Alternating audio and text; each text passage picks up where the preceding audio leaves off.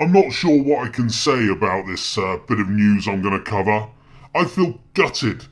Gutted because I know these MPs have not only been raping small children for years, but at least one of them has been present as a child was murdered, and another has actually been seen murdering a child, allegedly.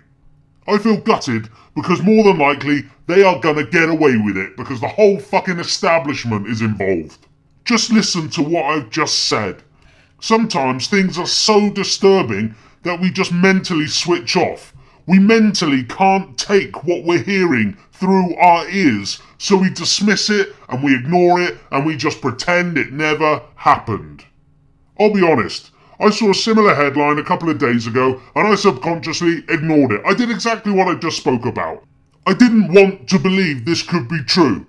But listen to what I'm saying, because if you're not hopping fucking mad about this revelation, then you simply aren't paying attention. Members of Parliament, a so-called respectable career that we're supposed to respect, and they're expected to be whiter than white, and they apparently represent us. Well, one of them has been present as a child was murdered, and another Tory MP is said to have actually killed a child by strangling him after sexually abusing him.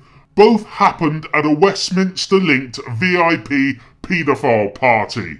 I suggest you switch this off now and go and read this following article.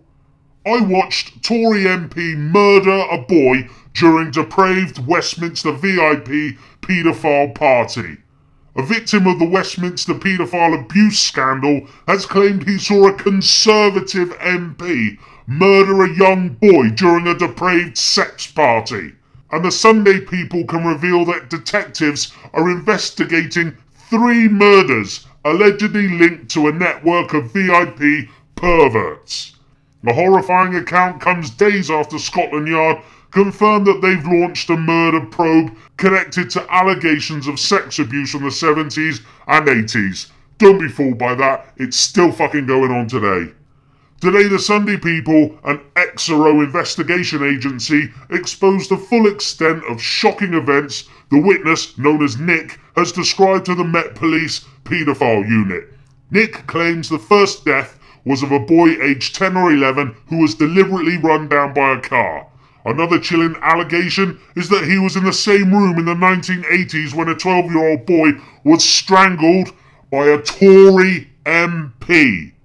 Nick said, "I watched while that happened. I'm not sure how I got out of that. Whether I will ever know why I survived, I'm not sure." 18 months later, he claimed a third boy was killed by 2 unknown men in front of another MP. Nick told of his terror as he and the strangled victim were driven to an orgy. It just gets worse and worse, doesn't it? This whole Westminster paedophile scenario just gets deeper, deeper and darker and darker.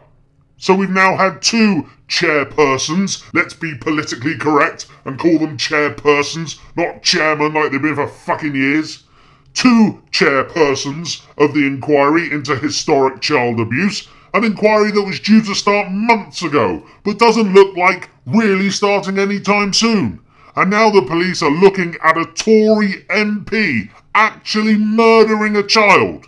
It's called Operation Midland, if anybody cares. This cannot go on. If you are not absolutely outraged at this, then you are a despicable human being who's lost their humanity. We can no longer ignore this. You have to start paying attention to what has and is still going on with these MPs, with the judges, with the high-ranking police, with our own fucking secret services, and the abuse of kids. It's historic and it's current, because if you think this still isn't going on, then you are incredibly naive.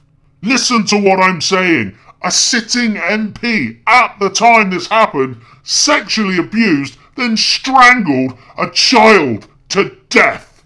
Just imagine how deep this runs. Who covered it up? Who hid the body? Who was the victim? Who else saw this murder? Who else knows about it? How many others have been killed and sexually abused by MPs since this poor sod died?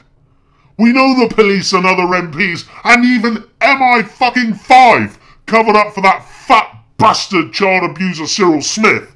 We know the establishment continually covered up for Jimmy fucking Savile. And what was it Jimmy Savile used to procure for Prince Charles? I wonder, Charlie. Why don't you come out and fucking tell us, you pedo prick? We know MI5 were looking to catch MPs abusing children in Ireland because Ken fucking Livingstone told us so. And I mean, I remember I was raising in Parliament up against Mrs Thatcher, the Kincora Boys Home, where boys were being abused, and MI5 was filming it because they were hoping to be able to blackmail senior politicians in Northern Ireland. They were hoping to catch one of Ian Paisley's MPs, and they never did, and give themselves some leverage. So the truth is, there's been an awful lot of covering up of paedophiles and paedophile rings for decades and decades. We know that serving and retired MPs, retired and serving police, retired and serving judges, high-ranking military personnel, music stars are all on list after list after list of known fucking paedophiles, but nothing gets done. No one gets burned apart from a couple of low-level perverts who pinched a couple of arses here and there. No one in power ever gets fucking caught. Why? You ask why? Because they're all fucking in it together, like George Osborne said. But at least George Osborne only likes cocaine and prostitutes. These fuckers like to shag little boys and then kill them. This is utterly, utterly disgusting. There is enough information now to start arresting people. Leon Britton, isn't there, hey? Gordon Brown, Ken Clark, isn't there? What can you say? How much more are we going to put up with this? A sitting MP at the time sexually abused a child and murdered him with his own hands. He should be named. Simon Danchuk, Tom Watson, are you listening? Use your parliamentary fucking privilege and name this fucker. Tell everybody what you fucking know. We simply cannot trust our dirty, corrupt MPs to get this inquiry going. Something needs to give. And I tell you this, if we can't push on and get a result from this murdered child and bring this MP to justice, if the despicable man is still alive, then I'm fucking done. There's no point carrying on with these videos. I may as well just pack up and accept what's coming, because if we can't get a result when an MP has murdered a child with his own fucking hands, we won't get a result on fucking anything. If this doesn't outrage the public, then no wonder they can steal from everyone and give it to the banks. No wonder they'll get away with selling off the NHS to their friends. No wonder they can murder people in far-off lands and call it a liberation. No wonder they can fund ISIS whilst holding them up as the enemy. No wonder they can pull off inside jobs like 7-7. It's because the public are just asleep. Because the public have been asleep, they've gotten away with so much. For fuck's sake, people, wake up! A Tory MP is being accused of sexually abusing a child and then murdering him. They might as well start killing people openly at Tower Bridge. They may as well scoop up undesirables and dissidents and slit their throats in front of Buckingham fucking Palace. If they did this, I wonder whether the public would even fucking notice. And if they noticed, more to the point, they wouldn't fucking care. Jez is on the telly and I've got Tipping Point to watch. Fuck's sake!